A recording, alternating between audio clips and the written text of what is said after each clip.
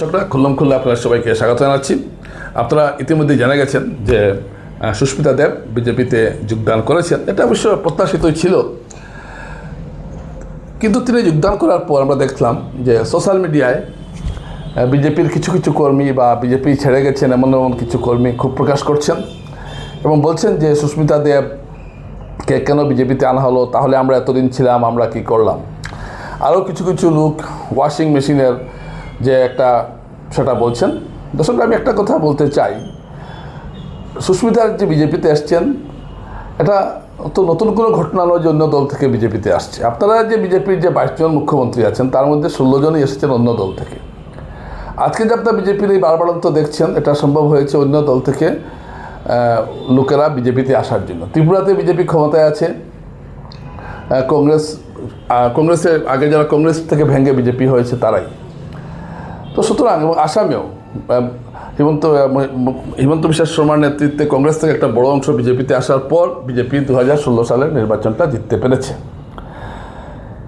এবারে মধ্যপ্রদেশে একই ঘটনা ঘটেছে, কংগ্রেস থেকে একটা বড় অংশ ভেঙে বিজেপিতে আসায় বিজেপি মধ্যপ্রদেশে ক্ষমতা লাভ করতে পেরেছে। অর্থাৎ আজকে যে বিজেপি যে একটা বিরাট জায়গায় এসছে, এটা কিন্তু অন্য দল থেকে সাংসদ বা বিধায়ক ভাঙিয়ে আনার পর বিজেপি জায়গায় এসছে। রাম মন্দিরে বলুন বা 370 ধারা বলুন বাতিল বা যেগুলো ইউসিসি বলুন, সমস্ত কিছু বিজেপির যেটা লক্ষ্য সেটা বাস্তবায়িত করতে এরাই হেল্প করে, এরাই সাহায্য করেছেন। গৌতম রায় বিজেপিতে এসেছেন। গৌতম রায় কাঠিগড়ায় বিশ্ব হিন্দু পরিষদ এবং RSS কর্মকর্তাদের উপর কম অত্যাচার করেননি, কিন্তু তারপরেও তিনি বিজেপিতে এসেছেন, টিকিটও পেয়েছিলেন, কাঠিগড়ায় জিততে পারেননি, সেটা আলাদা কথা। এবং শিলচরে অনেক এসেছেন, শিলচরে মৃদুল মজুমদার এসছেন কংগ্রেস থেকে, গৌতম রায়ের সঙ্গে আসেন না ঠিক, কিছু পরেই তিনি এসছেন। এবং দীপন দোয়ানজি কংগ্রেস থেকে, অনেকেই শিলচর অনেকেই কংগ্রেস থেকে আসছেন। তো হঠাৎ সুস্মিতা যোগদান করার পর কেন এই কথাটা উঠছে? আর সুস্মিতাকে ওয়াশিং মেশিনের সঙ্গে তুলনা করাটা ঠিক হবে না, কারণ সুস্মিতা দেবের বিরুদ্ধে কিন্তু সরাসরি কোনো দুর্নীতির অভিযোগ কেউ করতে পারবেন না, এটা ঘটনা।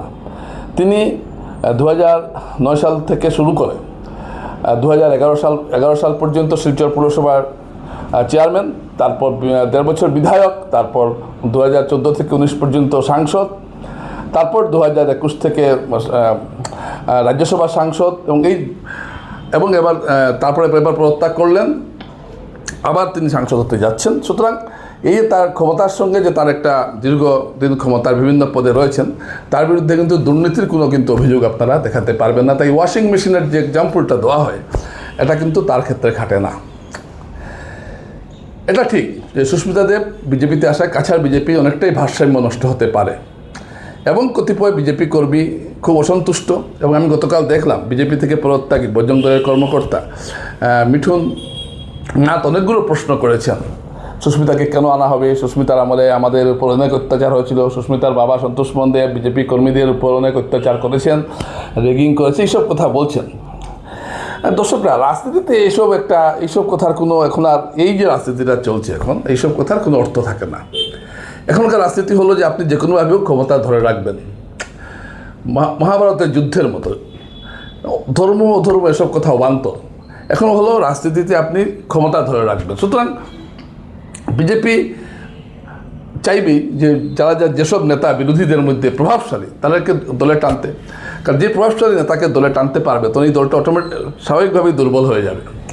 আজকে কংগ্রেসকে দুর্বল করা শুরু হয়েছিল আগে থেকেই। ভুবনেশ্বর কলিতা প্রথম বড় মাপের নেতা কংগ্রেস থেকে এসেছিলেন, হিমন্ত বিশ্ব, তারপর তো আরও অন্যরা আসলেন।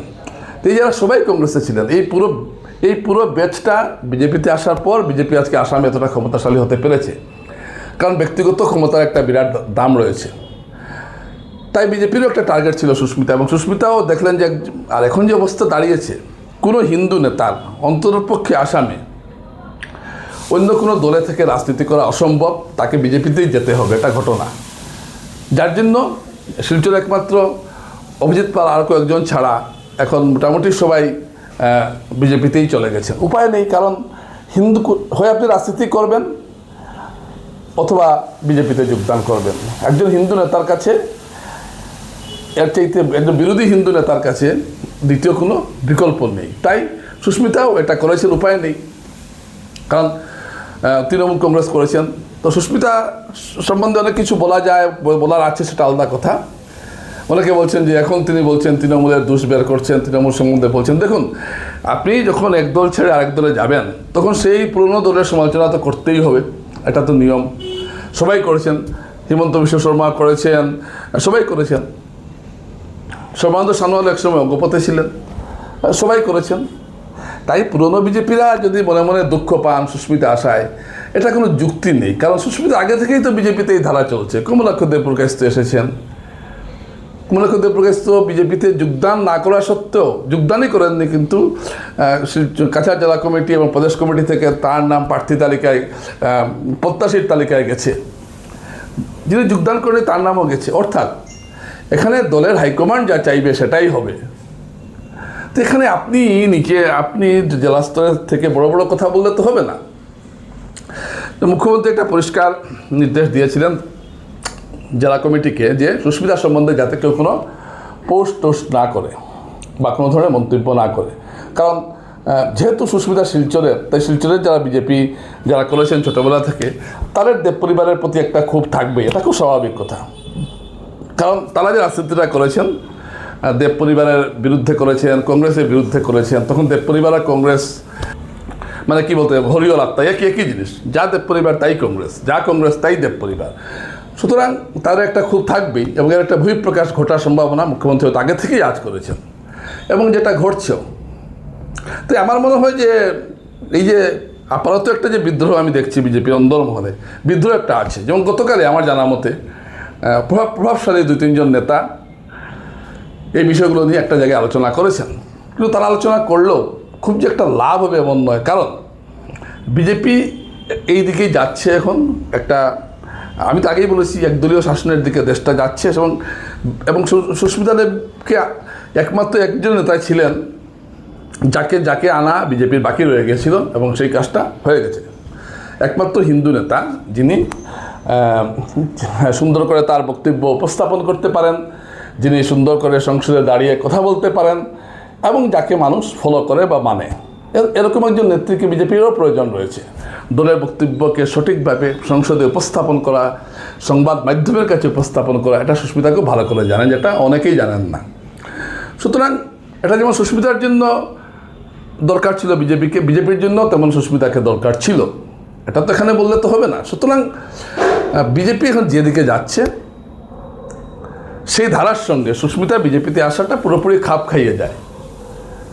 তাই যারাই বিরোধিতা করছেন বা দলের ভেতরে বা ভিতরে, কেউ হয়তো ভিতরে ফুসছেন, কেউ হয়তো বাইরে ফুসছেন, কিন্তু এতে কোনো কিছু আসে যায় না। কারণ সুস্মিতা এই যে বিজেপিতে আসাটা এটা অনিবার্য ছিল, এবং এটা মুখ্যমন্ত্রী হিমন্ত বিশ্ব শর্মার মধ্যস্থতায় তিনি আসছেন। সুতরাং জেলা কমিটি হোক বা ব্লক মণ্ডল কমিটি হোক, কেউ এটা খুব একটা বিরোধিতা করে বেশি দূরে করতে পারবেন না। এবং এছাড়া এটা তো জানা কথা, আজকে তো গতকাল তো আনুষ্ঠানিকভাবে যোগদান করেছেন, তুই যে টিকিট পাবেন এটাও জানা কথা। তাই সুস্মিতার যোগদানে যে বিজেপিতে একটা বিরাট আশ্চর্যজনক ঘটনা ঘটে গেল এমন কিছু নয়, এটাই হলো মুদ্রা কথা। নমস্কার।